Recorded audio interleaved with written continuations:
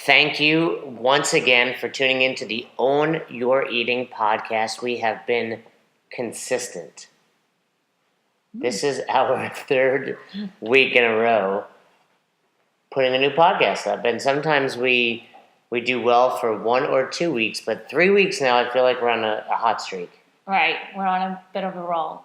And part of the reason for that is we're scheduling it. What's scheduled? Taking some of our own medicine. What gets scheduled typically gets followed, and you know what they say, it takes 21 days to make a habit. Well, 3 weeks. Right. 21 days. Yeah. We're doing it. Right.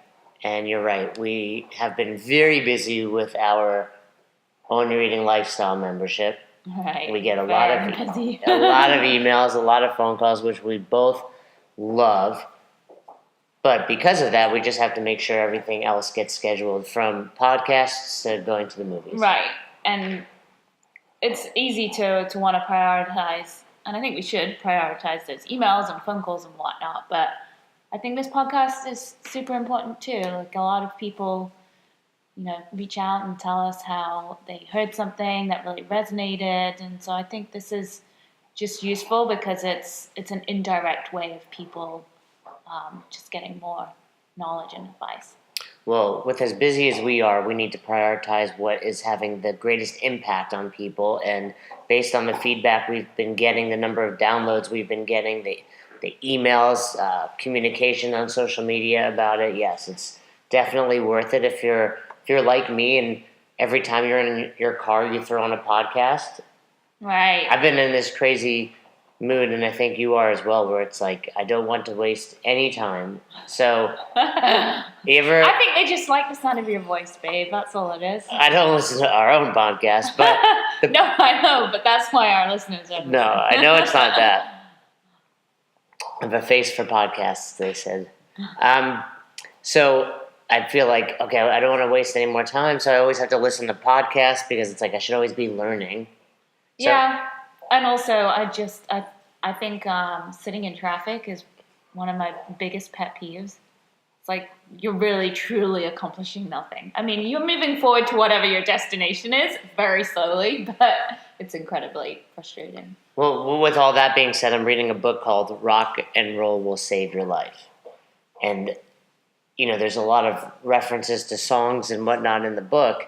So the last couple of days I've gotten in the car, I've actually put some music on. Yeah, that's nice. And I'm like, whoa, I haven't done this in a long time.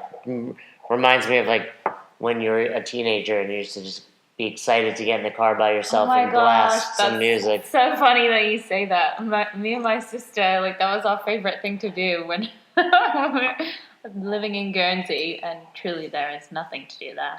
But just jump in the car, literally drive around the island, just blasting tunes, and then go home. It was a great day out. I remember the very first song I listened to while driving by myself. Really? Yeah. The very first song? I don't know why. I just remember I was like, I'm going.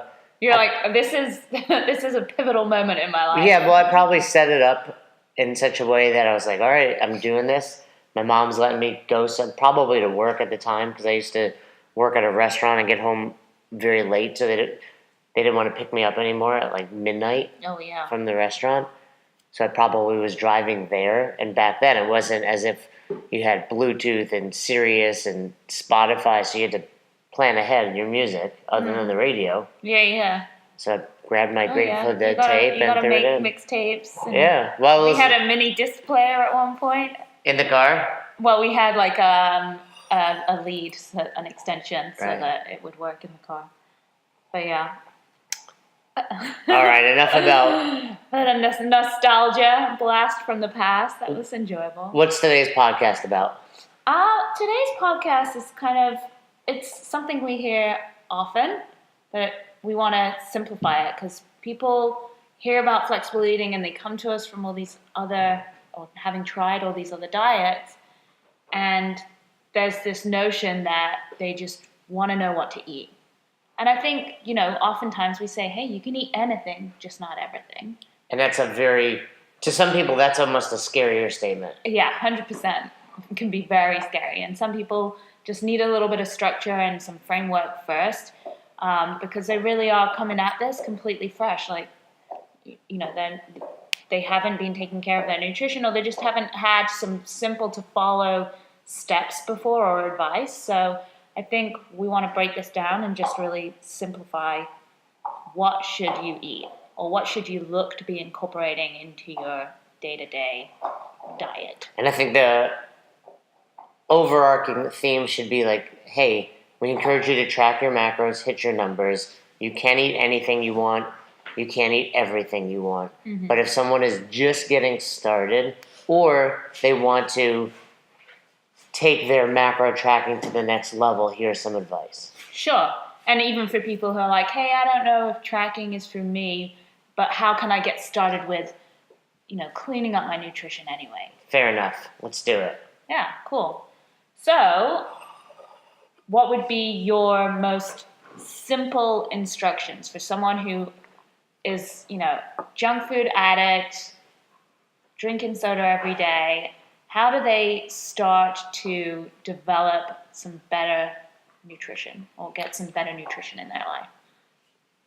That's a great question, and it kind of goes back to our training. We both have done some work with precision nutrition, and it kind of starts with, hey, small, easy habits. Yeah. So it's easy for me to give this huge answer of what they need to change, but I think I think there's a lot of steps in that. Right. Within that, yeah. Someone just getting started, their first step might be, hey, when you wake up tomorrow, I want you to drink a glass of water. Mm-hmm. That's it. So maybe let's narrow this down a little bit then. What types of things should they look to eat or start eating? Because I don't want this to become some laundry list of, hey, don't do this, don't do that, don't eat that. Let's talk about what can you eat that's going to make you feel better, and how can you identify those things? Don't mind the sound of the dog fighting happening in the background. I know, we have zero control over those two. So, okay, well, let me give a quick story first, and then we'll dive into that answer. Okay. Because for a lot of people listening here, they were at the point where they were ready to make that final change, as you were when we found flexible. Actually, you weren't quite there when you found flexible eating.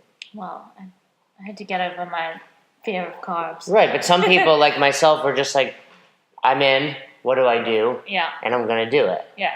Where you have some friends and family members that see your success, or that have asked you about what you do, and you want to give them this huge in-depth answer and tell them exactly what you're doing, but by doing so you could actually scare them away.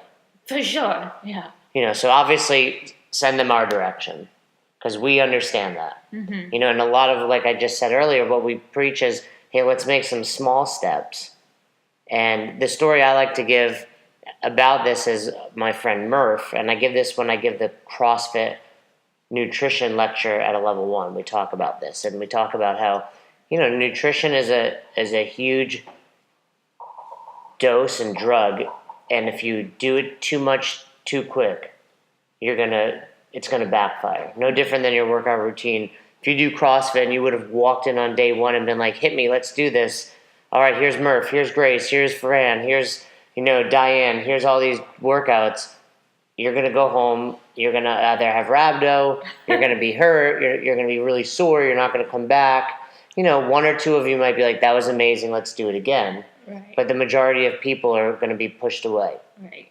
Same can go with nutrition. So making these small changes. And when I met Murph back in 2008, he was about 500 pounds. Oh my goodness. You've met Murph. Yeah. Wow, 500. Yeah, 500 pounds, if you're not sure what that looks like, turn on the Discovery Channel. Oh, yeah. And what, put my it- 600-pound life? Yeah, it's basically that. Right. All those, watch Hoarders. Mm-hmm. All those people are, pushing 500. And it would have been very easy to be like, dude, and at the time I was very paleo zone. Hey, you need to eat meats, vegetables, nuts, seeds, some fruit, low starch, no sugar. You have to keep intake levels that support exercise, not body fat. Start doing that now. And Murph would have turned around and walked out the building. Mm-hmm. So for Murph, it wasn't about that. Murph was just, hey, I need you to keep coming to this gym.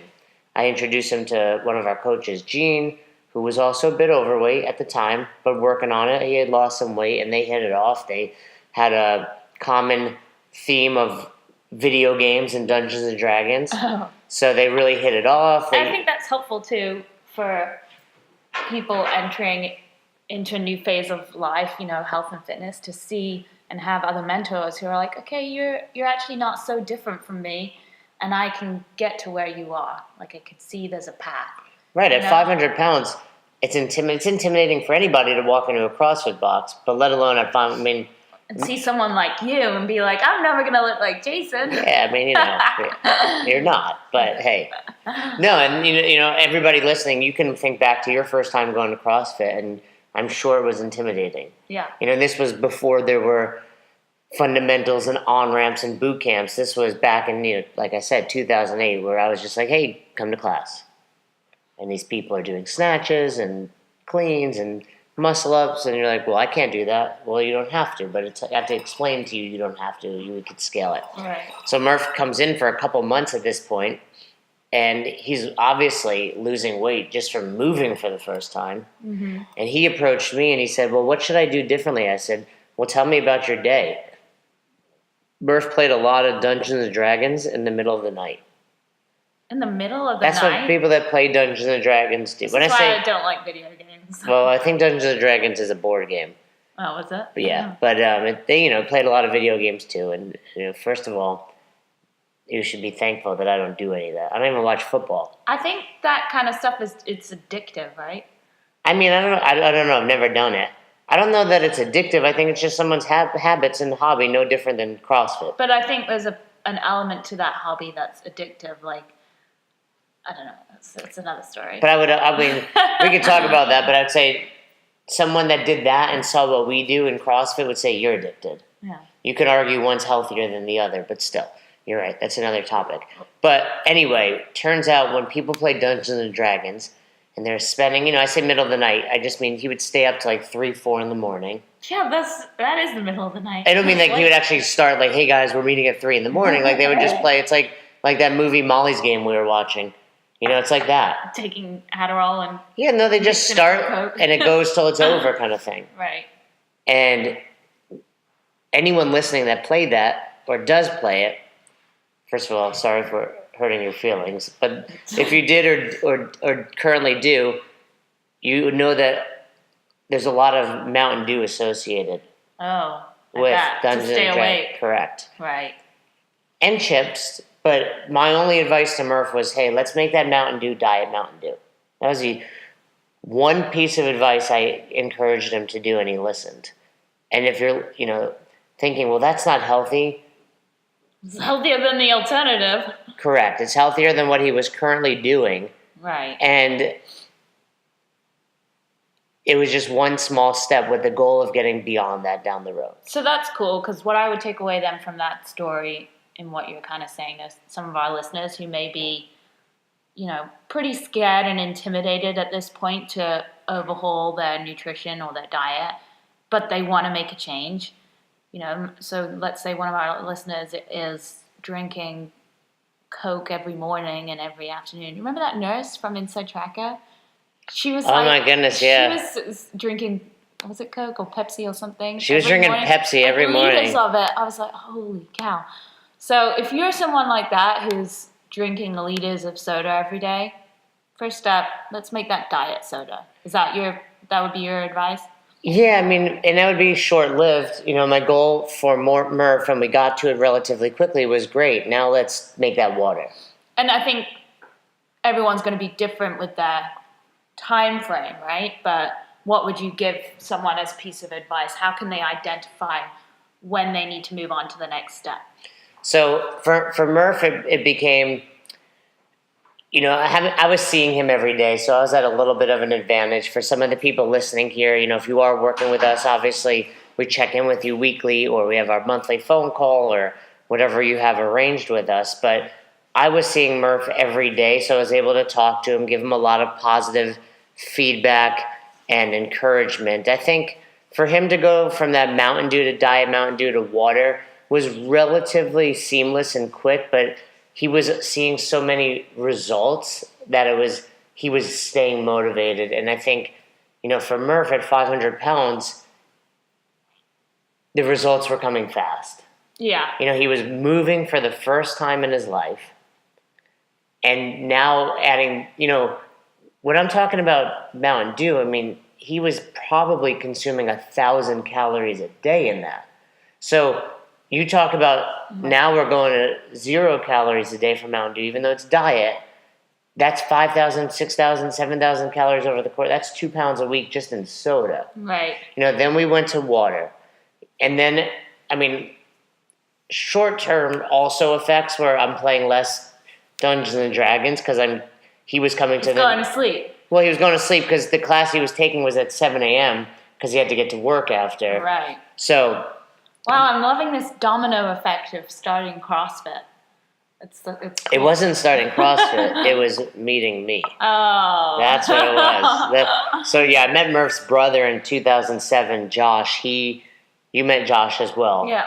But at the time in the CrossFit world, these specialty seminars like weightlifting and gymnastics and even the nutrition one, they didn't happen all over the world every weekend like they currently do. Right. So when they were in the Northeast, you made a really valiant effort to get there. So Josh and I kept bumping into each other at these specialty seminars. Oh, gotcha. Okay. And every time we met, from the first time, he was from Schenectady, where Murph still lived at home. I've always wondered how you say that. Schenectady. And he was like, oh, you have Albany CrossFit. My brother lives in Schenectady. I really need to get him in. And then we'd see each other a month or two later. Hey, my brother needs to get in. Mm-hmm. Finally, he's like, my brother's going to come in this week. And truth of the matter was, he comes in. He met one of my other coaches, Matt, who now lives down in Florida as well. Are you naming and shaming someone? Matt's not listening to this. And if he does, he'll fully own it. But Matt, he comes into Matt, and Matt was like a meathead turned CrossFitter, really fit. He missed going to the regionals by one spot back in the first year that they had to qualify, and he blames it on me because I programmed that year. I was, what?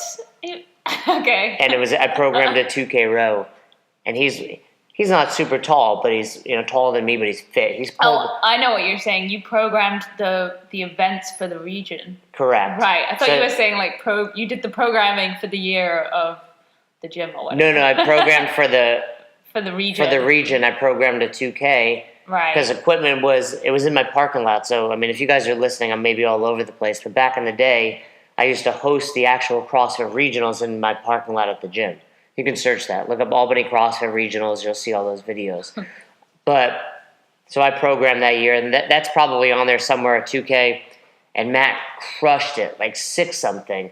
He couldn't walk after. But he came in 6th. The top 5 went to regionals. And he blames me. But anyway, Murph comes in and Matt's like, you can't do this. And he wasn't like, you can't do this, but he's like, we need to see a doctor's note. Okay. And part of me as the owner, he was covering my ass. Yeah. But part of me was like, you can't turn people away. His brother and I have been working on this for months. Right. So his brother calls me screaming. And I convinced him to come back in and take Jean's class instead. Oh, man. So anyway, Matt's good. If Matt happens to be listening, he knows I love him. I mean, to be fair, No, he did the right thing. He did the right thing. Most coaches would want to see a doctor's note for someone that heavy. So, like we said, this domino effect is happening, and finally one day Murph is like, all right, what about food? And I was like, we started to talk paleo. Okay. And this kind of ties into what we should be talking about. We're taking a long time, but we get to this where someone's like, hey, I just want to clean it up. Start eating cleaner foods. Meats, vegetables, nuts, seeds, fruit. Cool. I had this conversation at jiu-jitsu the other day. What about paleo? Is that cool? And the term paleo, yeah, I think it's a little bit skewed. It's gray these days. It's not, by definition, it's not. It's that most people make it gray. Like you said, they kind of skew it to whatever their preference is. Because I'm telling this guy, Keith, about paleo, because him and his girlfriend are supposedly paleo, but he's telling me he's eating rice. And I'm like, well, by definition, you're not being paleo. Mm-hmm. Is that bad? No. But it's just this, catch-all. Okay. I'm paleo. Yeah, I think it's it's a term that's used. A lot of people think they understand what that means now. Right. So. Paleo means you're not eating grains, legumes, or dairy. Mm-hmm. And most people, when they have paleo, do eat one of those. Yeah, I wouldn't give up beans. Right. You're giving up beans, or you're giving up cashews, or you're giving up cottage cheese. Or dairy. Right. Or I mean, I don't grain eat a bread. lot of dairy, but the dairy I do, I enjoy. So. Point is, that's fine. You're just, so anyway, I give Murph that little advice, and I tell him all I want you to do that for is breakfast. Okay. And I am not exaggerating one bit when I say Murph had just bacon nonstop. He just always had bacon on him. Yeah, but like Ron Swanson. Yeah, I has mean, it stashed in the overhead ceiling. Exactly. He was like Ron Swanson, and he just always had bacon, but he was continuing to lose weight. And again, I mean, at this point, this is probably 3 or 4 months in, and he's probably down, 70. I mean, he was dropping weight, and long term, he wound up getting to 200 pounds. He's had some ups and downs since then, but he was down all the way to 200 pounds. He, spoiler alert, I'll give you the full story. He wound up leaving his job and coaching for me full time. He's getting married next weekend. Oh my gosh. So yeah, we were invited. We can't make it, but he all this awesome stuff really happened because he made one little change in his life. But if we're talking about what to eat, if you're just giving advice, like A, we're starting slow. B, when we're talking about actual quality, like focus on meats and vegetables. That should be a good reference. And even those of you that are tracking macros with us and you see the 800 gram challenge that we've kind of joined and that we're a part of, and every day I've been making that effort, you can really see a difference in how you feel, your energy, your performance, your recovery. I think I don't think we've made a transition because I don't think we're ever off the deep end, but we encourage people to eat foods they enjoy, but in moderation. Yeah, 80-20 balance. Right? We went out to, for those of you that saw our Instagram, our story, or wherever, a huge breakfast brunch last weekend, and you had avocado toast with potatoes, and I had lobster eggs Benedict, and we shared a waffle. Enjoy foods you love. Don't not do that. Don't not do that. But at the same time, what we eat the rest of the day. I had a huge bowl of fruit with oatmeal. You had an egg white omelet. So, focus on good quality foods. If that's all, if you were just like, I'm not ready to track macros, I don't really want to do anything else, try to eat less processed foods and try to eat more fruits and vegetables. Cool. Drink water. Drink water. That's it. Yeah.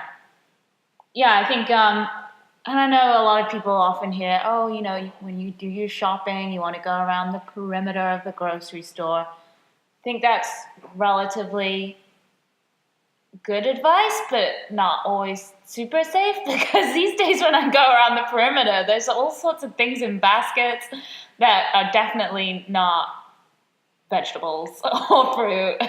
And fruit is tricky too, because I see, I think it was in your parents' house, like those like mandarin things in little containers, and they're like swimming in syrup.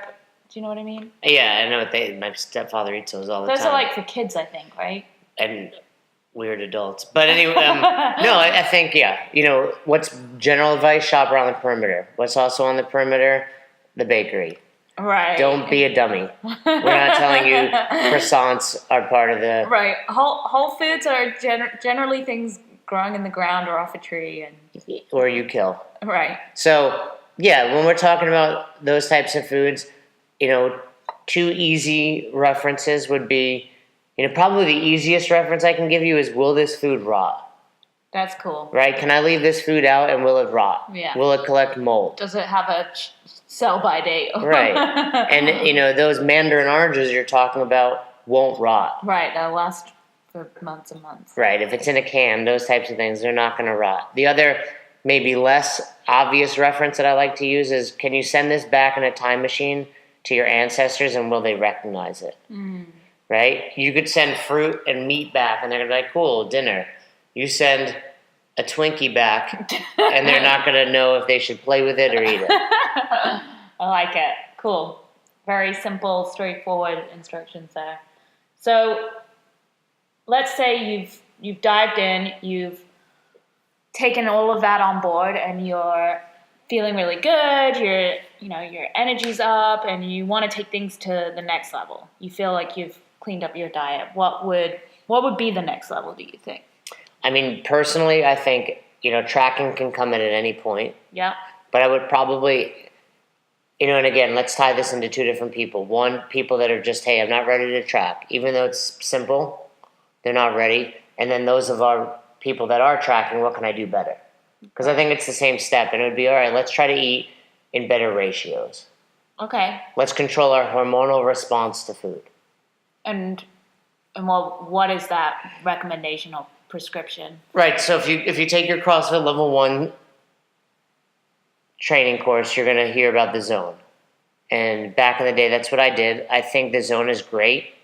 I think the zone is not as easy to sustain as flexible eating. But I think there's a lot of positives that you can gain from it. And the number one being you're balancing your hormonal response to food, your glucagon, and your insulin. Mm-hmm. So in order to do that, you eat in a 40-30-30 ratio. Now, that's harder than simply tracking all of your food by the end of the day. It also leaves less wiggle room for treats. It's a little harder to eat out with your friends or go to dinner because you go to Jane's on 3rd like we did. It's hard to eat in the zone proportion, but we can track our dinner. Right. Our brunch, I should say. So what you're saying is not only do you have to eat in those proportions for the entire day, but for each meal they need to be in those ratios. Correct. Right. When I put my food in MyFitnessPal, I do look at the percentages to see how well balanced my food was. Right. And how do you do that in the app? I don't know if it's a premium feature or not. I know you wrote a book about it. I think it might be, actually. You can download that book, The Ultimate Guide to MyFitnessPal, on our website. Mm-hmm. But if you look at each meal, you can touch the header of it, and it will tell you the calories, but then it will also adjust it to the percentage. Cool. So if you're looking at lunch. I like to do that as well. Yeah. Sometimes I forget. I mean, typically when we're at home, I'm eating the same meals every day.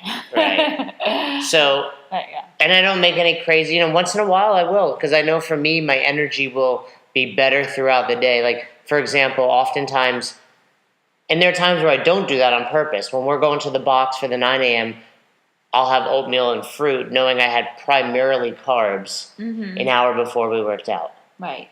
But when we get home, I try to have a well-balanced meal.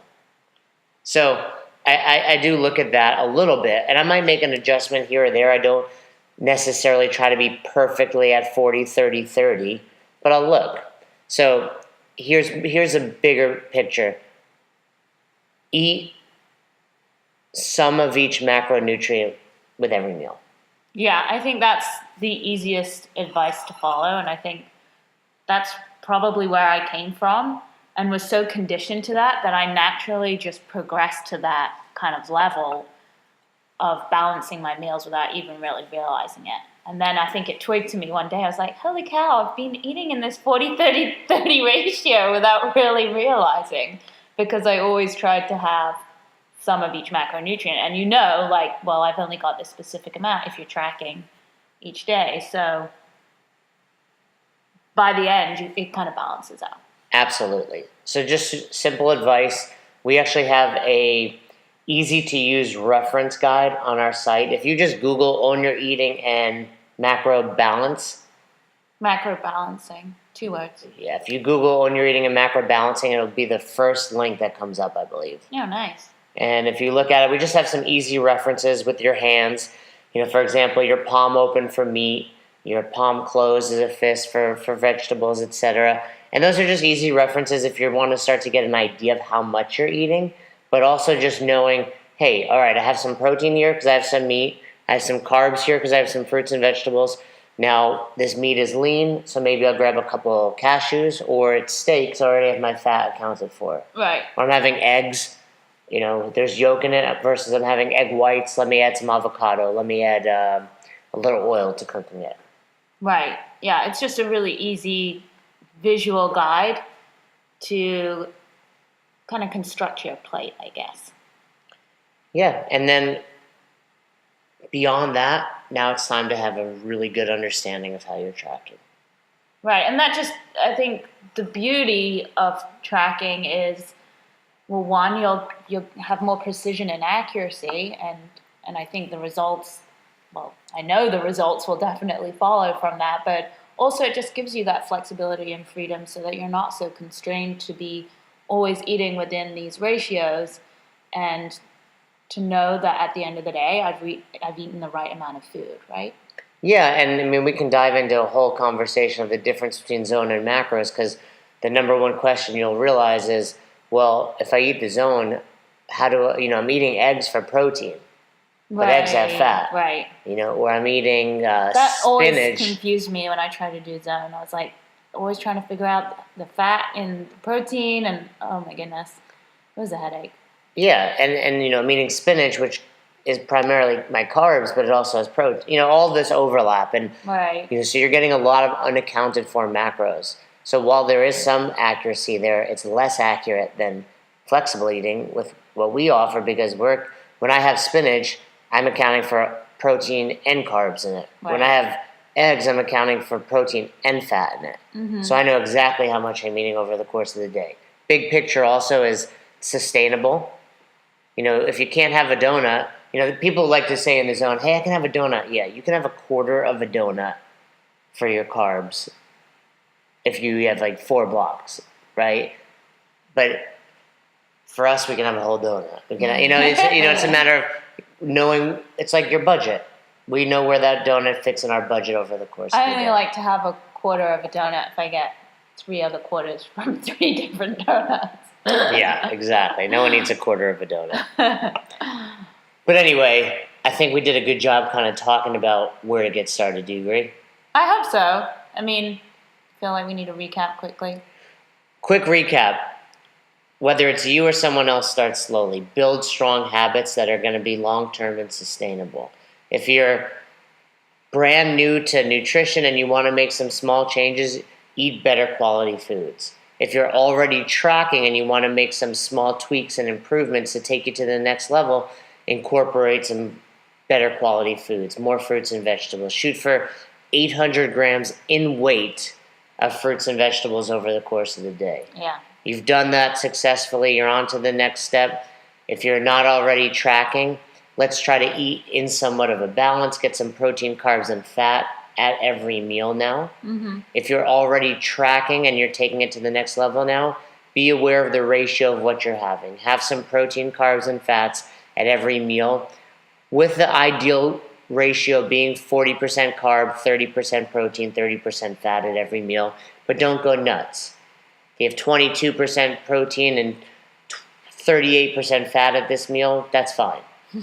And then, long term, just continue to incorporate these little habits throughout your day. And I think, for those of you that are new, adding more precision and accuracy via tracking, via flexible eating, via working with us, is how you're going to take it to the next level. Cool. I like it. And if you are ready to work with us, we have some very easy ways to get started. You can check us out at ownyoureating.com. We have 3 levels of membership: basic, essential, and premium. With that basic level, you get tons of content. You get 3 workouts a week. You get recipes from Roz. You get constant attention in our private Facebook group, including weekly webinars and more. Mm-hmm. In the essential program, you get all that plus some check-ins. Roz created a amazing spreadsheet that has way more than just your nutrition. We take into account things like stress and sleep, exercise, all that good stuff. And if you go to our premium level, you get all that plus some one-on-one time with us. And we really enjoy that time and get to know our people really well. This week we had a great homework assignment in our group, having our members video themselves talking about their why. Mm-hmm. Some tears were shed by both them and us. But it was really eye-opening for everyone involved, and it really, I think, is helpful to people that are trying to make long-term changes. Yeah, absolutely. So, great job today. Thanks, babe. You too. All right, well, we look forward to hearing back from you. Please send us any feedback, any questions, any comments, concerns, criticism. If you don't like what we're talking about, if you don't like the sound of my voice, hit us up. Let us know. contact@ownyoureating.com. Check us out on all social media @ownyoureating. Make sure to check our blog regularly. A lot of that stuff is private, but we still do put up some free content if you're looking around. And don't forget for this episode to Google Own Your Eating and macro balancing for that great spreadsheet, or I should call it a cheat sheet that Roz created on how to know how much food you're eating on the go if you don't have a scale with you. Cool. Until next week, we will be back for week 4. It's in our schedule, it's in our planner, and we hope you enjoyed this episode.